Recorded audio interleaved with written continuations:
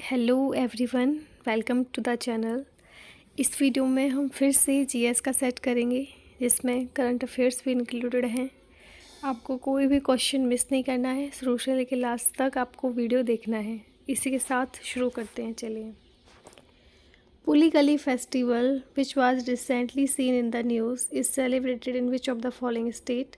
पुलिकली उत्सव है जो कि हाल ही में समाचारों में देखा गया है, किस राज्य में मनाया जाता है। Option A Kerala, option B Tamil Nadu, option C Andhra Pradesh, option D Orissa. तो इसका सही उत्तर है ऑप्शन ए, केरल में पुलिकली फेस्टिवल मनाया जाता है।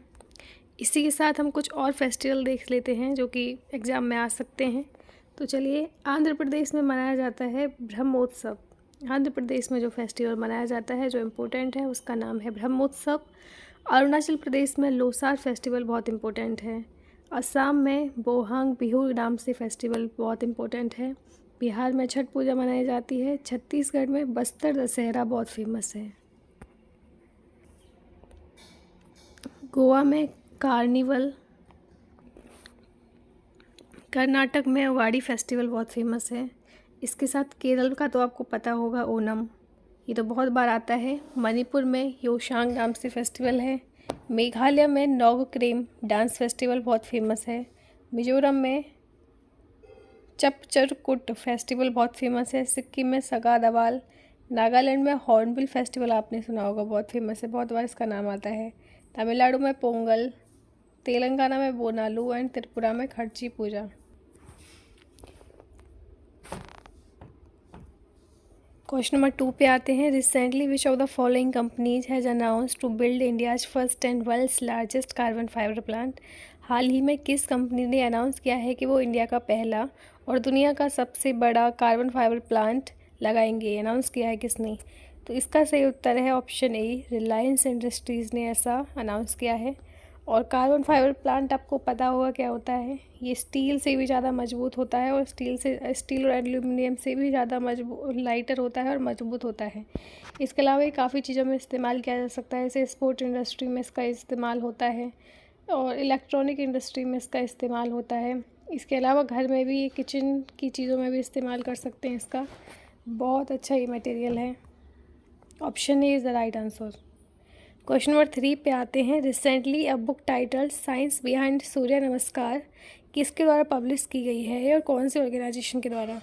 तो ये ऑर्गेनाइजेशन है इसका नाम है B, all India institute of Ayurveda, और इसको लिखा है डॉक्टर कालू भाई ने। ठीक है, इसका जो उत्तर है वो है option B, all India institute of Ayurveda, और इसको लिखा है मुंजपरा महेंद्र भाई कालू भाई। तो देखो, सूर्य नमस्कार तो काफ़ी इम्पोर्टेंट है करना, सुबह सुबह यदि कोई करता है तो बहुत अच्छी बात है। और योगा से हमारी जो शरीर की डिसीज होती है वो भी बहुत कम हो जाती हैं, लेकिन हम करते नहीं है, वो बात अलग है।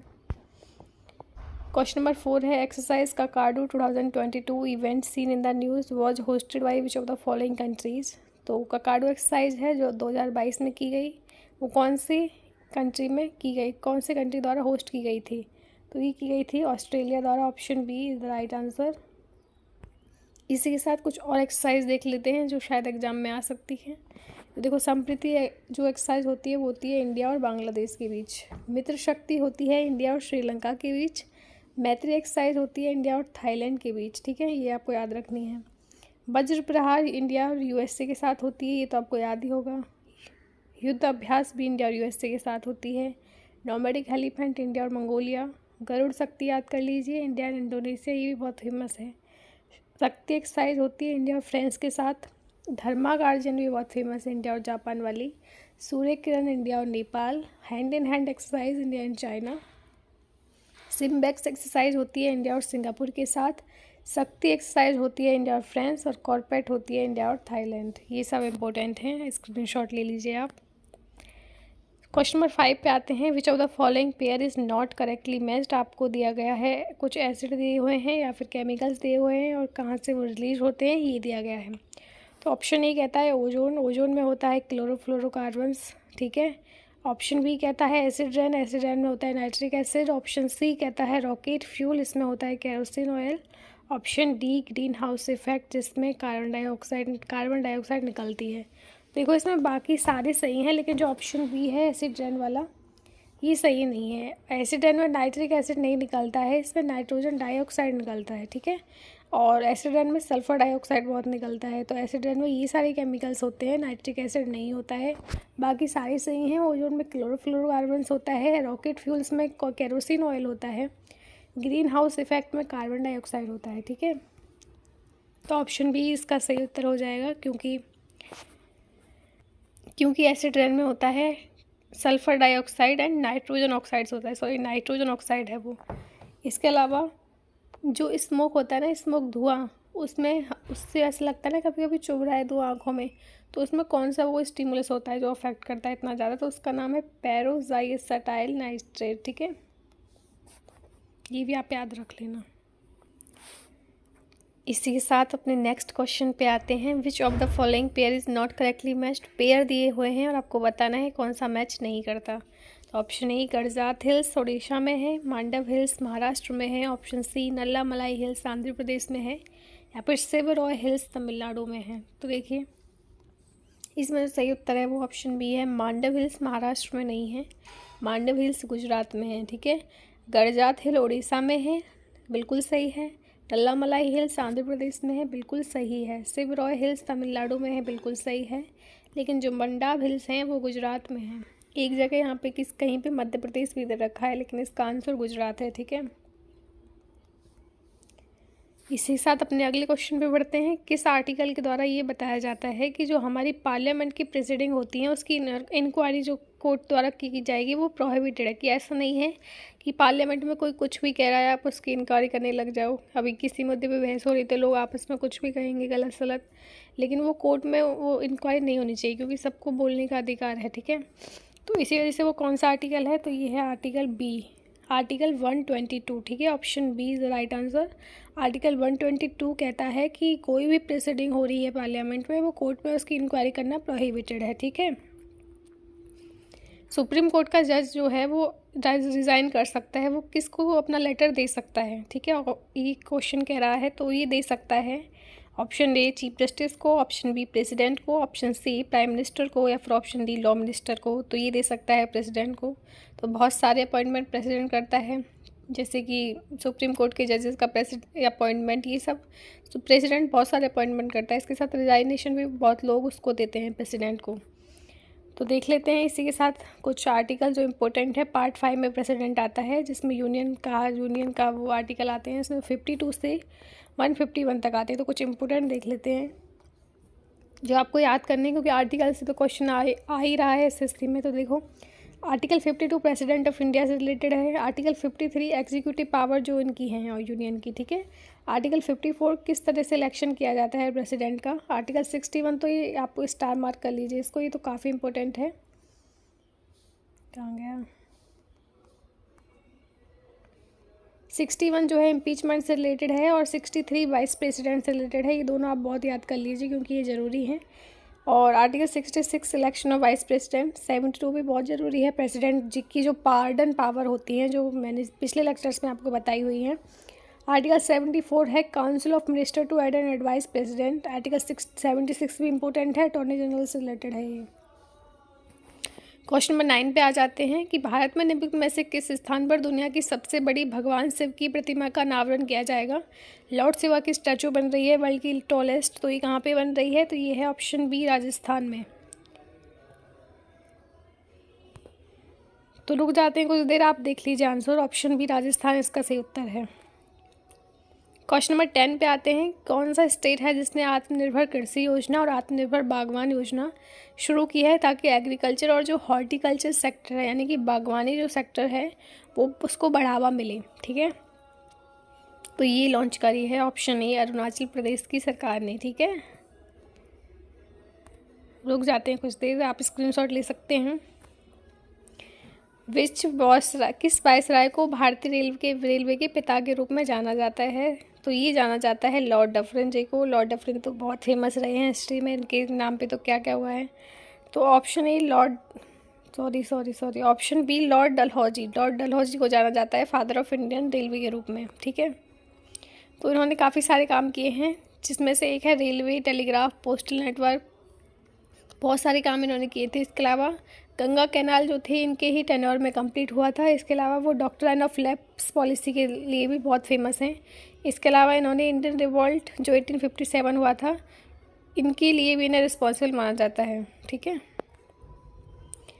क्वेश्चन नंबर 12 पे आते हैं। प्रधानमंत्री के कर्तव्य संविधान के किस अनुच्छेद के अंतर्गत आते हैं? प्रधानमंत्री जो ड्यूटी है प्राइम मिनिस्टर की वो किस आर्टिकल के अंदर आती हैं? तो ये आती हैं ऑप्शन ए आर्टिकल 78 के अंदर प्राइम मिनिस्टर की ड्यूटीज़ आती हैं। ठीक है, तो आर्टिकल 78 कहता है कि जो भी कम्युनिकेशन होगा प्रेसिडेंट का, जो भी काउंसिल ऑफ मिनिस्टर के डिसीजंस में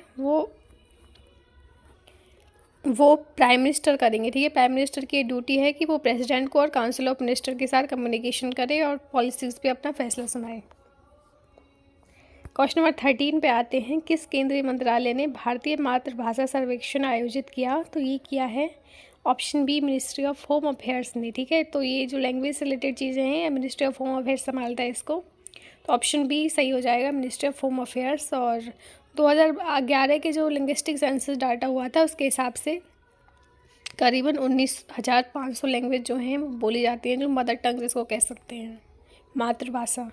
क्वेश्चन नंबर 14 पे आ गए। प्रेसिडेंट द्रौपदी मुर्मू जिन्होंने न्यू चीफ जस्टिस को ओथ दिलाई, जिसका नाम अभी आया है जस्टिस DY चंद्रचूड़, जो कि 9 नवंबर को दिलाई गई थी, तो ये कौन से नंबर के चीफ जस्टिस हैं? DY चंद्रचूड़।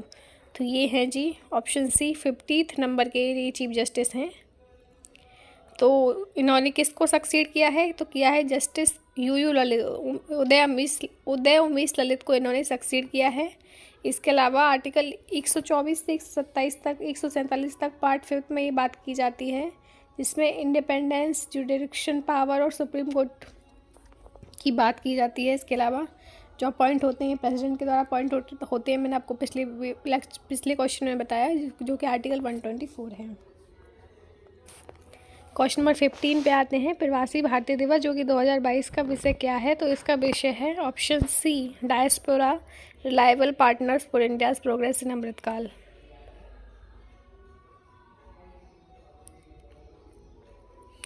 तो प्रवासी भारतीय जो दिवस है ये मिनिस्ट्री ऑफ एक्सटर्नल अफेयर्स का फ्लैगशिप इवेंट है। इसके अलावा जो गोयना के प्रेसिडेंट हैं डॉक्टर मोहम्मद इरफान, ये इसके चीफ गेस्ट हैं। इसके अलावा ये नेक्स्ट ईयर मध्य प्रदेश में मनाया जाएगा 8 से 10 जनवरी तक। ठीक है, तो 70th की थीम थी, वो थी reliable partner for India's progress in Amritkaal. Question number 16 पे आते हैं। खरीफ क्रॉप बतानी है इनमें से कौन कौन सी हैं? तो वीट, पैडी, मस्टर्ड, ग्राम, ग्राउंडनट, मेज। तो इसमें से सही उत्तर है ऑप्शन 2, 5 और 6, यानी कि पैडी एंड ग्राउंडनट एंड मेज जो है वो खरीफ क्रॉप है, यानी कि चावल।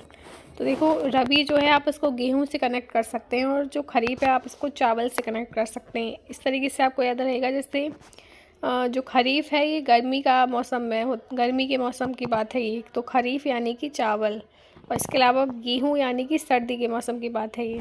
तो इस तरीके से आप याद कर सकते हो। तो देखो रबी क्रॉप में और खरीफ क्रॉप में यदि हम पल्सेस और सीरियल्स देखते हैं तो रबी में आता है गेहूँ, बीट, ओट, ग्राम, बार्ली, मस्टर्ड, यानी कि सरसों भी तो सर्दी में होती है ना, आपको याद आ रहा होगा, मसूर, मूंग दाल, ये सब रबी क्रॉप्स हैं। खरीफ में जैसे राइस, सोयाबीन, लीमा, ज्वार, बाजरा, मेज, ये सब खरीफ हैं।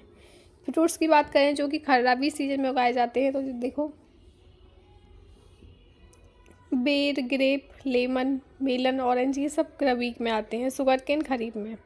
इसके अलावा वेजिटेबल्स की बात करें तो जैसे बटर है, कॉलीफ्लावर है, कैबेज, बंद गोभी, गाजर, ये सब तो आप वैसे भी याद कर सकते हैं, तो सर्दियों में आती हैं ये। इसके अलावा जो खरीफ है जिसमें जैसे जो गर्मी में हम खाते हैं जैसे ब्रिंजल, टोमेटो, चिली, टिंडा, टर्मरिक, ये सब खरीफ फसलें हैं। ठीक है, सिंधु घाटी सभ्यता के निमित्त में से किस स्थल पर अनुष्ठान स्नान के प्रावधान के साथ विशिष्ट अग्नि देवियों की वेदियों की पंक्तियाँ मिली हैं? तो देखो फायर अल्टर्स जो हैं, row of distinctive fire altars किस और प्रोविजन ऑफ रिचुअल बर्थिंग की बहुत ही अच्छे तरीके से नाना, ये सब कहाँ पे मिला है? तो ये मिला है जी कालीबंगन में। ठीक है, कालीबंगन बहुत फेमस रहा है। तो कालीबंगन में और क्या क्या मिला है? तो देखो lower fortified town, fire altars, boustrophedon style, wooden drainage, copper ox, ठीक है, evidence of earthquake, wooden plough, camel spawn, ये सब कालीबंगन से देखने को मिले हैं। नेक्स्ट क्वेश्चन है, किस क्षेत्र में वर्ष भर वर्षा होती है? तो ये होती है जी मेडिटेरियन रीजन में। तो देखो सॉरी इक्वेटोरियल रीजन में। ऑप्शन बी इसका सही उत्तर हो जाएगा। मेडिटेरियन, ट्रॉपिकल, टेम्परेट इन सबसे ज़्यादा होती है इक्वेटोरियल में। क्यों होती है? क्योंकि जो इक्वेटोरियल रीजन होता है ना, तो देखो ये जैसे हमारी पृथ्वी है तो यहाँ पे इक्वेटोरियल रीजन है, इसके ऊपर tropic of cancer, tropic of capricorn है ये सब। लेकिन ट्रॉपिकल ऑफ जो ये इक्वेटोरियल रीजन है यहाँ पे सबसे ज़्यादा आपको देखने को मिलेगा कि सन की हीट आती है। तो इसी वजह से इसमें मॉइस्चर ज़्यादा होता है, इसमें टेम्परेचर ज़्यादा होता है, इसमें प्रेसिपिटेशन ज़्यादा होता है, इसलिए सबसे ज़्यादा वर्षा इक्वेटोरियल रीजन में होती है। आई होप आपको कॉन्सेप्ट याद होगा।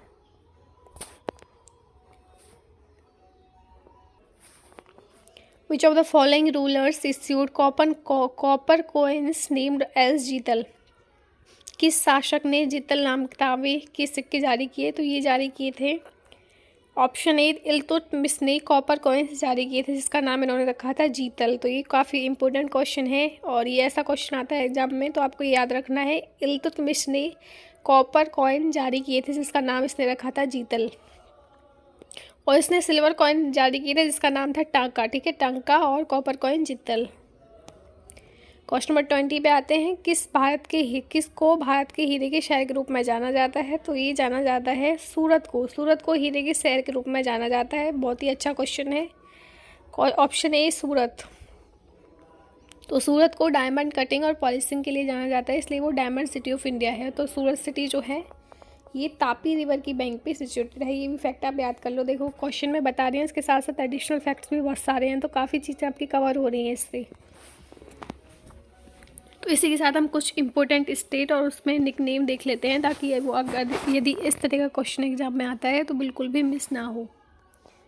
तो देखो डिब्रूगढ़ जो है ये असम में है, इसका निकनेम है टी सिटी ऑफ इंडिया, इसको टी सिटी ऑफ इंडिया कहते हैं। भागलपुर जो कि बिहार में है, इसको सिल्क सिटी कहते हैं। मुजफ्फरपुर भी बिहार में है, इसको लैंड ऑफ लीची कहते हैं। सूरत जो है गुजरात में, इसको डायमंड सिटी कहते हैं, अभी बताया।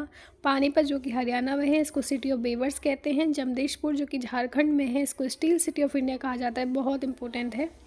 बेंगलुरु कर्नाटक में जो है उसको कहते हैं सिलिकॉन वैली ऑफ इंडिया, या फिर स्पेस सिटी, या फिर साइंस सिटी ऑफ इंडिया, या फिर golden garden city of India. कितने सारे नाम बेंगलुरु को दिए गए हैं, काफ़ी इंपॉर्टेंट है बेंगलुरु। एक चीज़ आप इसमें से याद कर लीजिए, जैसे सिलिकॉन वैली ऑफ इंडिया। ठीक है, कोलम जो कि केरल में है, इसको cashew capital of the world कहा जाता है, बहुत इंपॉर्टेंट है, ये फैक्ट आप याद रख लेना। कोची जो कि केरल में है, इसको क्वीन ऑफ अरेबियन सी भी कहा जाता है, इसका निकनेम। मुंबई जो कि महाराष्ट्र में है, इसको city of seven island, gateway of India कहा जाता है। ठीक है, इसके अलावा नागपुर को ऑरेंज सिटी कहा जाता है। उदयपुर जो कि राजस्थान में है, इसको सिटी ऑफ लेक्स कहा जाता है। जयपुर जो है इसको पिंक सिटी कहा जाता है, इसका तो आपको पता ही होगा। चेन्नई जो तमिलनाडु में है, इसको ऑटोमोबाइल कैपिटल ऑफ इंडिया या फिर गेटवे ऑफ साउथ इंडिया कहा जाता है, बहुत इंपॉर्टेंट। कोयम्बटूर को मैनचेस्टर ऑफ साउथ इंडिया कहा जाता है। हैदराबाद जो कि तेलंगाना में है, इसको सिटी ऑफ पर्ल्स कहा जाता है। लखनऊ को सिटी ऑफ नवाब से तो आपको पता होगा। मसूरी जो कि उत्तराखंड में, इसको क्वीन ऑफ माउंटेन कहा जाता है। कोलकाता जो कि वेस्ट बंगाल में है, इसको सिटी ऑफ जॉय कहा जाता है, बहुत ज़रूरी है, स्क्रीनशॉट ले लेना इसका। अब देख लेते हैं कुछ सिटी और किस रिवर पे हैं, ये भी बहुत क्वेश्चन आता है, तो इसके साथ भी ये वाला टॉपिक भी आपका कवर हो जाएगा। तो देखो आगरा जो है उत्तर प्रदेश में है, यमुना रिवर पे है। अहमदाबाद जो गुजरात में है, साबरमती रिवर पे है, तो करोड़पति पे भी आया था क्वेश्चन। इलाहाबाद जो कि उत्तर प्रदेश में है, Confluence of Ganga, Yamuna and Saraswati पे है। ठीक है, तीनों जो नदियां हैं उसके कॉन्फ्लुएंस पे इलाहाबाद है। अयोध्या उत्तर प्रदेश में है, सरयू रिवर पे। बद्रीनाथ उत्तराखंड में है, अलकनंदा रिवर पे। भागलपुर बिहार में है, गंगा रिवर पे।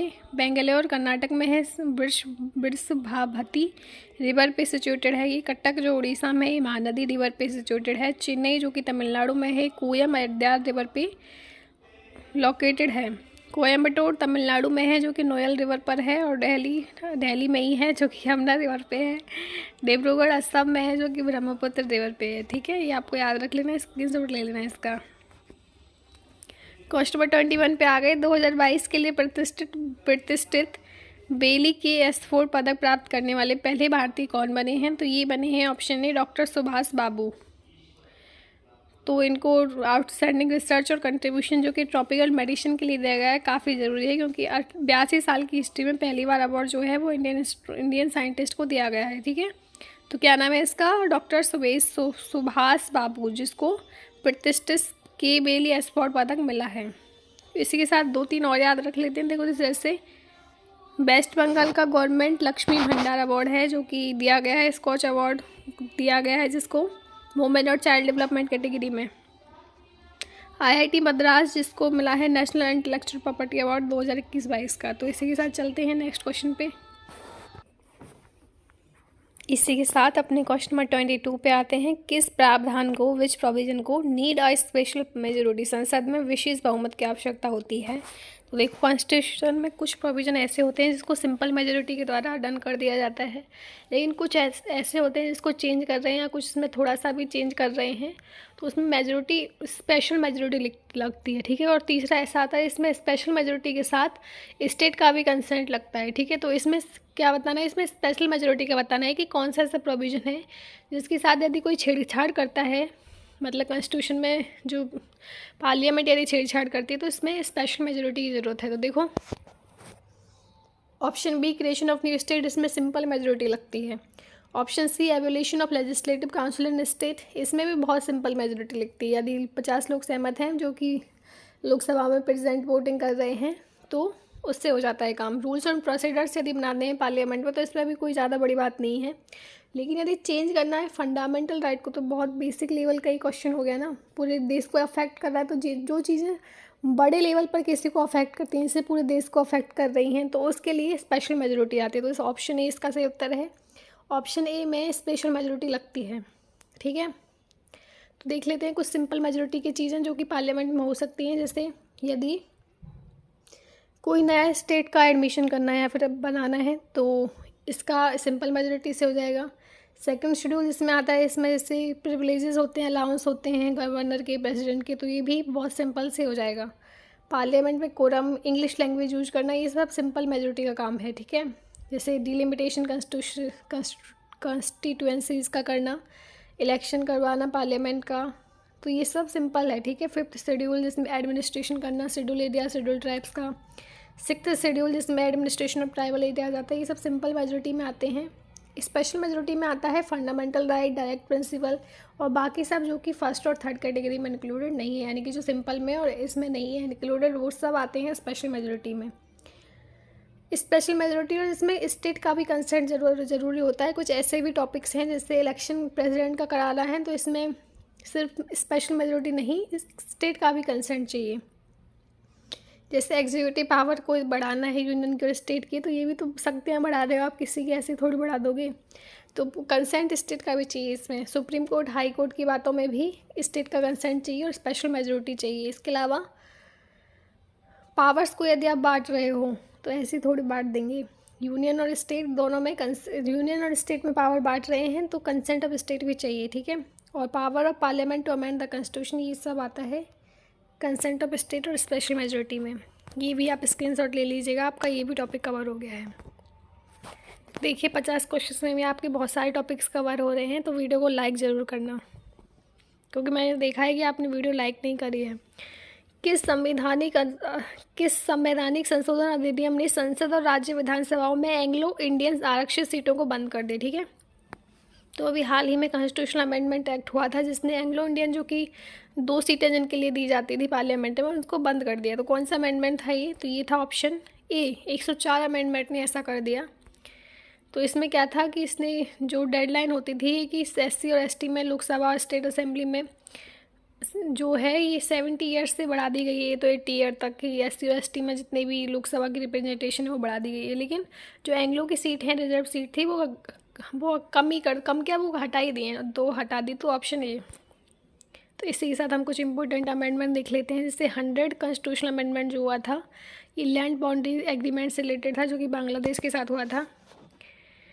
101 जो था वो गुड्स एंड सर्विस टैक्स से रिलेटेड था। 102 जो था वो कॉन्स्टिट्यूशनल स्टेटस जो कि NCBC national commission for backward classes के लिए था, ये इससे रिलेटेड था। ऑप्शन 103 जो है ये 10% रिजर्वेशन जो कि इकोनॉमिकल वीकर सेक्शन को दिया जाएगा उससे रिलेटेड है।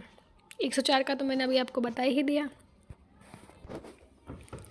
चलिए अपने नेक्स्ट क्वेश्चन पे बढ़ते हैं। इन विच 5 year plan the khadi and village industries commission was launched, khadi और ग्राम उद्योग आयोग किस पंचवर्षीय योजना में शुरू किया गया था? तो ये किया गया था सेकंड प्लान जो था जिसमें इंडस्ट्रीज़ को बढ़ावा देना था, आपको याद होगा। सेकंड 5 ईयर प्लान जो था उसमें ये लॉन्च किया गया था और 1957 ईयर था जिसमें ये लॉन्च किया गया था। तो खादी और village industry commission second 5 year plan में। इसी के साथ हम कुछ 5 ईयर प्लान्स और देख लेते हैं ताकि आपका रिवीजन हो जाए।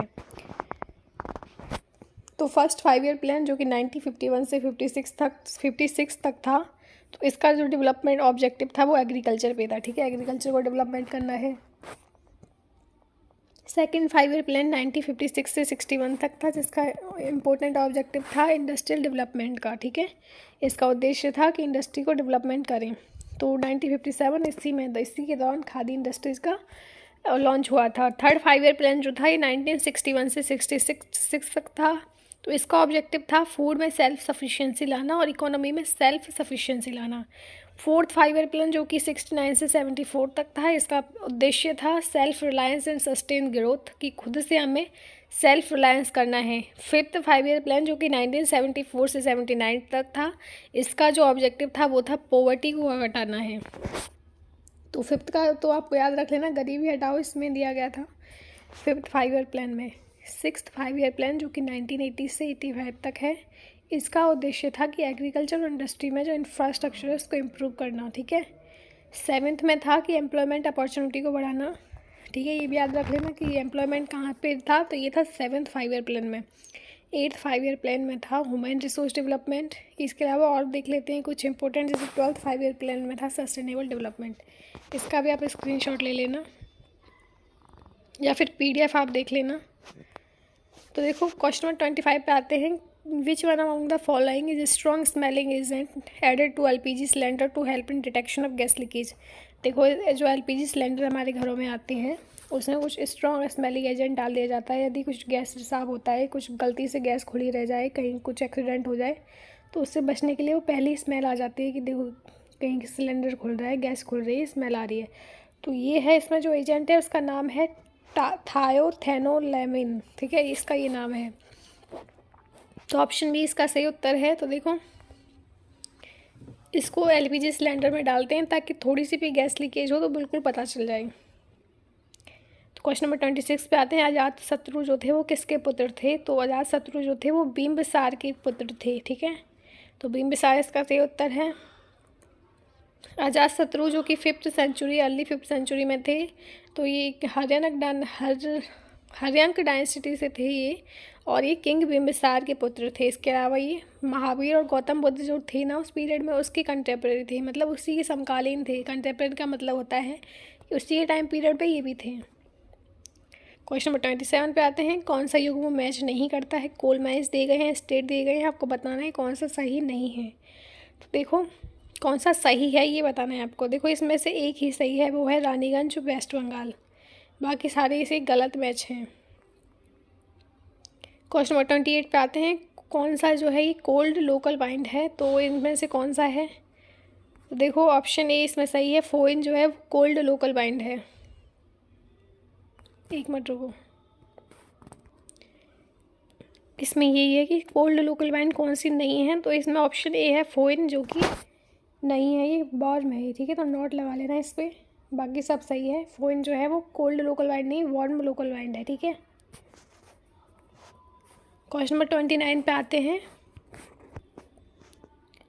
तो इसमें आपको ट्राइब दी गई है और यूटी स्टेट दिया गया है, किससे वो मैच नहीं करता है? तो Bhotia Uttarakhand, Jarawas Lakshadweep, option C Bhutia Sikkim, option C Hajong Assam. तो इसका सही उत्तर है ऑप्शन बी, जरावाज जो हैं वो लक्षद्वीप में नहीं रहते हैं। ठीक है, तो इसका जो बी है वो गलत हो जाएगा, बाकी सारे सही हैं। भोटिया उत्तराखंड में, भूटिया सिक्किम में और हाजोंग असम में। इसी के साथ कुछ और ट्राइब्स देख लेते हैं। देखो जैसे हम बात करते हैं सिक्किम में, देखो सिक्किम में हैं भूटिया हैं, ठीक है, और लिम्बू हैं, ये सब सिक्किम में हैं। इसके अलावा अरुणाचल प्रदेश में अबोर, ढपला, इडू आदि ये सारे अरुणाचल प्रदेश में है। ठीक है, असम में बात करें तो देखो चकमा, ढीमा, हाजोंग, घारोज, बोरो, मीरी ये सारे असम में हैं। इसके अलावा वेस्ट बंगाल में देखें तो वेस्ट बंगाल में साबर, भूमजी, भूटिया, किसान, कोरा ये सब वेस्ट बंगाल में हैं।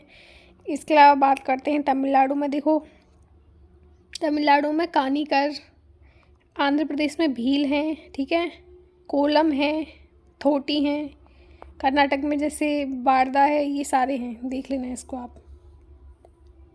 यूपी में कौन सा है? तो यूपी में देखो, रांची, थारू, पाड़िया, बैगा, चेरे, बुक्सा, जौनसारी, ये सारे यूपी में हैं। तो स्टेट दे रखा है आपको, जिसमें आपको बताना है कि दक्कन प्लेटू में कौन सी सबसे हाईएस्ट पीक है। ये एसएससी सीजीएल 2021 में आया है, तो ज़रूरी है ये। इसके साथ हम कुछ और भी इम्पोर्टेंट कवर कर लेंगे। देखो, स्टेट दिया गया है, आपको बताना है सॉरी स्टेट में कौन सा स्टेट है जिसमें दक्कन प्लेटू में हाईएस्ट पीक है, जिसका नाम है अनाईमुड़ी। ठीक है, अनाईमुड़ी पीक का नाम है और ये कौन से स्टेट में है? तो ये है ऑप्शन डी, केरल में है अनाईमुड़ी। ठीक है, इसी के साथ हम कुछ और भी देख लेते हैं, माउंटेन्स, हिल्स और कौन सा उसका हाईएस्ट पॉइंट है और वो कौन सा स्टेट में है। तो देखो, आंध्र प्रदेश में है अरमाकोंडा। ठीक है, तो ईस्टर्न घाट का हाईएस्ट पॉइंट है। अरुणाचल प्रदेश, जिसको कांगटो हाईएस्ट पॉइंट है ईस्टर्न हिमालयाज का। ठीक है, शिवालिक हिल्स, इसका हाईएस्ट पॉइंट है फोर्ट सोमेश्वर, जो कि बिहार में है। गिरनार हिल्स, जो कि इसका हाईएस्ट पॉइंट है माउंट गिरनार, जो कि गुजरात में है। और वेस्टर्न हिमालयाज, जिसकी हाईएस्ट पीक है रियो पुरगियल, जो कि हिमाचल प्रदेश में है। काराकोरम, इसकी हाईएस्ट पीक है माउंट केटू, जो कि जम्मू कश्मीर में है। वेस्टर्न घाट, इसकी है मुल्यानगिरी, जिसको कर्नाटक में है। इसकी एक अन्नाईमुड़ी भी है, ये केरल में है। ठीक है, वेस्टर्न घाट की। सतपुड़ा रेंज है, धूपगढ़ है इसकी हाईएस्ट पीक, ये मध्य प्रदेश में है। और सह्याद्री, ये हाईएस्ट पॉइंट है इसकी कलसूबाई, ये महाराष्ट्र में है। खासी हिल्स, इसकी हाईएस्ट पीक है शिलोंग पीक, ये मेघालय में है। लुशाई हिल्स, जिसकी हाईएस्ट पीक है पौनपुई, ये मिजोरम में है। नागा हिल्स, इसकी सारामती है, नागालैंड में है। ईस्टर्न घाट की दियोमली है, जो कि उड़ीसा में है। अरावली हिल्स का गुरु शिखर है, जो कि राजस्थान में है। ईस्टर्न हिमालय की कंचनजंगा है, जो कि सिक्किम में है। नीलगिरी हिल्स की दोदा बेटा है, जो कि तमिलनाडु में है। जमुई हिल्स, जो कि बेटा लोंगोचिप है, इसकी त्रिपुरा में है। ठीक है, ये सब आप याद रख लेना। और सैडल पीक, जो कि अंडमान और निकोबार में है। वर्ल्ड का हाईएस्ट रेलवे ब्रिज, जो कि गोल्डन जॉइंट जिसका नाम है, ये अगस्त में इनॉग्रेट किया गया है। कौन से रिवर पे है? तो ये है ऑप्शन डी, ये है ऑप्शन बी, चेनाब रिवर पे। तो ये ब्रिज जो है एफिल टावर से हायर बन रहा है। इसी के साथ कुछ इंपॉर्टेंट लॉन्गेस्ट ब्रिजेस जो इंडिया में है, ये कवर कर लेते हैं। तो देखो, धोला सादिया ब्रिज, जो कि नंबर 1 पे है, 9.50 किलोमीटर की डिस्टेंस है। तो इसका प्लेस है Lohit river, Tinsukia, Assam. Dibang river bridge जो है, जो दिबांग रिवर पे है, इसकी लंबाई है 6 किलोमीटर। महात्मा गांधी सेतु, जो कि गंगा पटना बिहार में है, ये 5 किलोमीटर। बंदरा बोर्ली सी लिंक, ये मुंबई में है। बोगीबिल ब्रिज, ये भी बहुत इंपॉर्टेंट है, असम में है, ब्रह्मपुत्र रिवर पर। विक्रमशिला सेतु, ये गंगा भागलपुर बिहार में है। और बेम्बनाद रेल ब्रिज, ये आपको याद होगा, केरल में है। ये दीघा सोनपुर ब्रिज, ये गंगा पटना बिहार। अराहा छपरा ब्रिज, ये भी बिहार में है। गोदावरी ब्रिज, ये आंध्र प्रदेश में है। ठीक है, तो इसी के साथ आपके ब्रिज भी कवर हो गए। कितने सारे टॉपिक्स आपके कवर हो रहे हैं। विच स्टेट गवर्नमेंट, जिसने अनाउंस किया है 300 रूरल इंडस्ट्रियल पार्क, जो कि रूरल इकोनॉमी को बूस्ट करने के लिए 300 रूरल इंडस्ट्रियल पार्क बनाए जाएंगे। इसकी घोषणा किस सरकार ने की है? तो ये की है छत्तीसगढ़ की सरकार ने। ठीक है, करंट अफेयर का क्वेश्चन है। इसी के साथ कुछ इंपॉर्टेंट यहाँ पे मैंने लिस्ट दी है गवर्नमेंट स्कीम्स की, जो कि जैसे प्रधानमंत्री जन धन योजना शुरू की गई थी 2014 में मिनिस्ट्री ऑफ फाइनेंस के द्वारा। प्रधानमंत्री स्वास्थ्य सुरक्षा योजना शुरू की गई थी जनवरी 2015 में ministry of health and family welfare के द्वारा। प्रधानमंत्री मुद्रा योजना भी 2015 में शुरू की गई थी मिनिस्ट्री ऑफ फाइनेंस के द्वारा। प्रधानमंत्री जीवन ज्योति बीमा योजना 2015 में मिनिस्ट्री ऑफ फाइनेंस के द्वारा। अटल पेंशन योजना भी 2015 में मिनिस्ट्री ऑफ फाइनेंस के द्वारा। प्रधानमंत्री फसल बीमा योजना 2016 में मिनिस्ट्री ऑफ एग्रीकल्चर के द्वारा।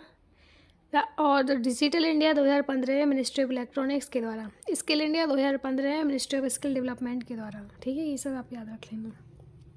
क्वेश्चन नंबर 33 पे आते हैं। इंडियन स्टैंडर्ड टाइम जो है और ग्रीनविच मीन टाइम है, उसके बीच कितना डिफरेंस है? तो उसके बीच का जो डिफरेंस है वो है ऑप्शन बी, 5 आवर 30 मिनट। तो इंडियन स्टैंडर्ड टाइम जो हम इंडिया में मेजर करते हैं और जो ग्रीनविच मीन टाइम है वो पूरे वर्ल्ड के हिसाब से मेजर करते हैं, उसमें डिफरेंस है ऑप्शन बी 5 आवर 30 मिनट का।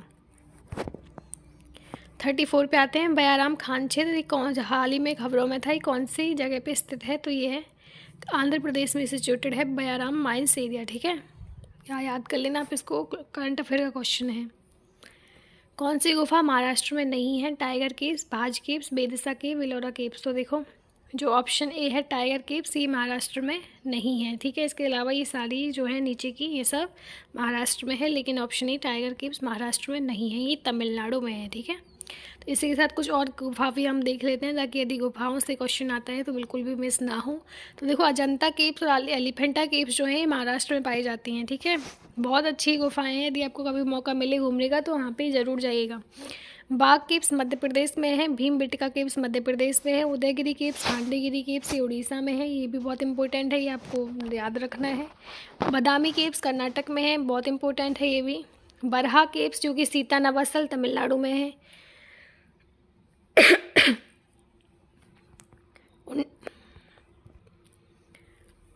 उंडावली केव्स ये आंध्र प्रदेश में है। मौसाई केव्स ये मेघालय में है, और जोगीमारा केव्स छत्तीसगढ़, टाबो केव्स हिमाचल प्रदेश। तो ये सारी caves. Which of the following scientific discoveries was made by C V Raman. C V Raman ने किसकी खोज की थी? तो इन्होंने की थी रमन इफेक्ट, जिसको कहा जाता है inelastic scattering of light by molecules, ठीक है। तो ऑप्शन ए करेक्ट है इसमें। तो इसको रमन इफेक्ट के नाम से भी जाना जाता है। तो किसने लिखी है बुक ए सुटेबल बॉय? तो इन्होंने लिखी है विक्रम सेठ ने, ठीक है। ऑप्शन डी सुटेबल बॉय लिखी गई है विक्रम सेठ के द्वारा। तो विक्रम सेठ ने लिखी है। इन्होंने काफ़ी सारे अवार्ड भी जीते थे, जैसे प्रवासी भारतीय सम्मान, साहित्य अकेडमी अवार्ड, पद्मश्री, ये सब इन्होंने जीता है। थर्ड बैटल ऑफ पानीपत कब लड़ा गया था? तो ये लड़ा गया था थर्ड बैटल ऑफ पानीपत 1761 में, ठीक है। इसी के साथ हम कुछ इंपॉर्टेंट बैटल्स देख लेते हैं, यदि बैटल्स से आपका क्वेश्चन आता है तो बिल्कुल भी मिस ना हो। तो ये है, फर्स्ट बैटल ऑफ तराइन हुआ था 1191 में। फर्स्ट बैटल ऑफ पानीपत हुआ था 1526 में, ठीक है। और तीसरा हो रहा है 1761 में। तो बैटल ऑफ खानवा जो है ये हुआ था 1527 में। बैटल ऑफ चौसा हुआ था 1539 में। बैटल ऑफ कन्नौज हुआ था 1540 में। सेकंड बैटल ऑफ पानीपत हुआ था 1556 में। और बैटल ऑफ हल्दीघाटी ये भी इम्पोर्टेंट है, जो कि 1576 में हुआ था। आपको हेड क्वार्टर बताना है United nation economic and social commission for Asia and Pacific का। तो इसका हेड क्वार्टर है ऑप्शन बी बैंकॉक में, ठीक है। तो चलिए इसी के साथ अपने अगले क्वेश्चन पे आते हैं। मेवाड़ के राणा रतन सिंह की रानी पद्मनी को सुरक्षित करने के लिए अलाउद्दीन खिलजी ने जिस कहानी पर आक्रमण किया उसका स्पष्ट रूप से वर्णन किया गया है, ठीक है। तो story that Alauddin Khilji invaded to seek Padmini, तो queen of Ratan Singh of Mewar, किसके द्वारा उसको डिस्क्राइब किया है? तो इसको डिस्क्राइब किया है ऑप्शन ए मलिक मोहम्मद जैसी के द्वारा, उसके अपने एपिक पद्मावत में, ठीक है। पद्मावत एक मूवी भी आई थी, मलिक महमूद जैसी ने इसको उल्लेख किया है। तो भारत में सबसे पहले प्रसिद्ध टोकन मुद्रा प्रणाली किसने शुरू की है? टोकन करेंसी सिस्टम, तो ये शुरू किया है था मोहम्मद बिन तुगलक ने, ठीक है। तुगलक जी ने first famous token currency system India में चालू किया था। तो यहाँ पे बताना है आपको कि साल बनों का सबसे बड़ा रिजर्व कहाँ पे है? तो ये है ऑप्शन डी ईस्टर्न पेनिनसुला में। साल फॉरेस्ट आपको बहुत ज़्यादा देखने को मिलेंगे, ठीक है, ईस्टर्न पेनिनसुला में। इतने सारे लंबे लंबे हैं ये। तो एक ऐसा टैक्स बर्डन जो कि इंक्रीज़ होता है, यदि आपकी इनकम इंक्रीज होती है तो वो क्या कहलाता है? तो इसको कहेंगे ऑप्शन डी प्रोग्रेसिव टैक्स। क्यों कहेंगे? अब देखो भाई, रिग्रेसिव तो कह नहीं सकते, क्योंकि यदि आपकी इनकम बढ़ रही है तो टैक्स तो बढ़ेगा ही। तो ये तो अच्छी वो पॉजिटिव बात है ना कि आपकी इनकम बढ़ रही है। तो ये प्रोग्रेसिव टैक्स में आता है कि भले ही टैक्स बढ़ रहा है लेकिन आपकी इनकम बढ़ रही है इसलिए बढ़ रहा है। तो इसी के साथ कुछ टैक्स देख लेते हैं। जैसे प्रोग्रेसिव टैक्स वो होता है जो अपर इनकम फैमिलीज़ जिसको पे करती हैं, जिसमें क्या होता है, यदि आपकी इनकम हाई है तो आपको हाई जो टैक्स है वो भरना पड़ेगा, ठीक है। रिग्रेसिव टैक्स वो होता है जो पुअर और मिडिल इनकम फैमिलीज जो उसको पे करती हैं, जैसे कि उनकी जो इनकम है वो कम होती है, उस हिसाब से उनका टैक्स लगाया जाता है। पेनिसिलिन जो कि एंटीबायोटिक है, ये कहाँ से प्राप्त होता है? तो ये प्राप्त होता है ऑप्शन बी फंगस से पेनिसिलिन प्राप्त होता है, ठीक है। सबसे ज़्यादा कोरोजिव इफेक्ट किसका है? क्वेश्चन नेक्स्ट है हमारा। तो ये है बटर का सबसे ज़्यादा कोरोजिव इफेक्ट है, क्योंकि इसमें स्पेसिफिक हीट हाई होती है। Option D is the right answer. अब बताना है आपको, एक कालीन को डंडे से पीट कर साफ करने के कार्य में कौन सा कानून शामिल है? Which law is involve in the act of cleaning A carpet bye beating a stick? जैसे चटाई को या फिर कपड़ों को ऐसे कूट कूट कर धोते हैं ना, तो वो उसमें कौन सा है? तो इसमें है फर्स्ट लॉ ऑफ मोशन। क्यों है? क्योंकि कोई भी जो ऑब्जेक्ट है आपको पता होगा स्टेट वो रेस्ट की पोजीशन में रहते हैं जब तक उसके साथ छेड़छाड़ नहीं की जाए। अब जैसे अब कपड़ा है तो कपड़ा तो रेस्ट की पोजीशन में, जब तक उसको कूटेंगे नहीं वो कैसे साफ़ होगा, ठीक है। तो मोशन की पोजीशन में कब आता है? जब हम उसके साथ छेड़छाड़ करते हैं। तो option A first law of motion is the right answer इसमें। प्रथम विश्व युद्ध के फैलने का तत्कालीन कारण क्या था? तो ये था option C, assassination of Archduke Francis Ferdinand. ठीक है, तो इसका ये उत्तर है। ये आपके लिए है क्वेश्चन, आपको बताना है इसमें से कौन सा सही है। When is the national panchayati raj day celebrated? प्रतिवर्ष पंचायती राज दिवस कब मनाया जाता है? Option A 28 March, option B 22 March, option C 28 April, option C 24 April. तो इसी के साथ हम वीडियो समाप्त करते हैं। आई होप आपको समझ आई हो। Thank you for watching.